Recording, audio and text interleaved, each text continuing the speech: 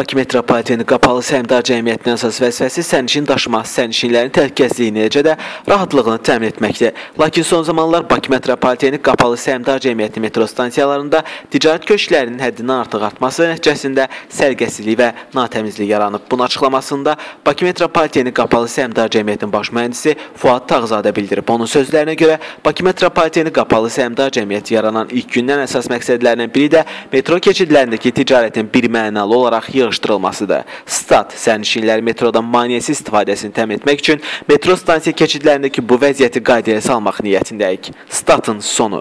Fuad Tağzadənin sözlərinə görə Bakı Metropoliteninin heç bir stansiyasında ticarət olmamalıdır. Metro stansiyalarındakı ticarət köşklərinin harasa köçürülməsi nəzərdə tutulmayıb. Bu ticarət obyektlərində çalışan şəxslərlə həmişə bir aylıq müddətə müqavilə bağlanıb. Bu ilin fevral ayının sonunda onların müqavilələrinə xitam verilib və martın 1-dən dayandırılıb. Biz həmin ticarətçilərin fəaliyyətini ayın ortasında saxlamamışıq və ya onlarla illik müqaviləmiz yoxdur. Bir ay tam işləyib icarə haqqını ödəyiblər. Ona görə də heç bir kompensasiyadan söz gedə bilməz. Statın sonu.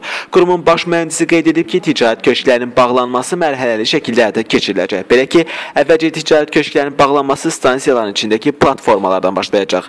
Əvvəlcə şəhərin mərkəzindəki stansiyalar köşklər, daha sonra şəhər kənarındakı stansiyalarda fəaliyyət göstərən ticarət köşkləri bağlanacaq. Bu məsələni qısa zaman kəsiyində həll etmək niyyətindəyik. Statın sonu. Qeyd edək ki, Bakı Metropoliteni stansiyalarında fəaliyyət göstərən ticarət köşklərinin sahiblərinə ərazini boşaltmaq üçün martın 7-sinədək vaxt verilib. Bu qərar köşklərdəki çalışanların etirazına səbəb olsa da, Metropoliten rəhbərliyi qərarını dəyişməyib. Elmlər Akademiyası metro stansiyasının yaxınlığında etiraz aksiyası keçirərək fəaliyyətlərinə əngəl törədilməsilə barışmaq istəməyən və yolu kəsdikləri üçün Yasamalı polisi tərəfindən polis bölmələrinə aparılan metro ticarətçiləri isə cərimə ediliblər. Onların işinə Yasamalı rayon məhkəməsində baxılıb və hakim İnzibati Xətalar Məcəlləsinin müvafiq maddələrinə əsas götürərək etiraz aksiyası keçirməyə çalışan və polis tərəfindən saxlanılan ticarətçilərin hər birini 40 manat məbləğində cərimə edib. İndi isə necə hesab etmək olar? Yeni rəhbərlik ayda 1 milyon, ildə isə 12 milyon manat rəsmi gəlirdən imtina edir. Bizi heç kim inandıra bilməz ki, yeni rəhbərlik nəfsinə qalib gələrək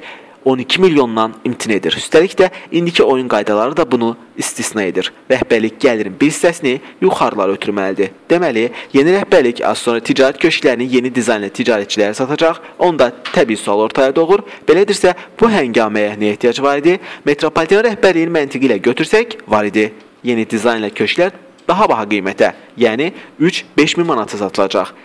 Yəni, yeni rəhbərlik 0 variantından başlayaraq ticarət setini yenidən quracaq. Bu isə hələlik maliyyə durumu o qədər də yaxşı olmayan yeni rəhbərliyə bir dəfəlik 6-10 milyon manat qazandıracaq. Aylıq icarə haqları ilə bir qədər bahalaşacaq və daha çox gəlir gətirəcək. Bir sözlə, yeni rəhbərlik köhnə rəhbərlikdən qalmış seti dağıdaraq öz setini qurmaq istəyir.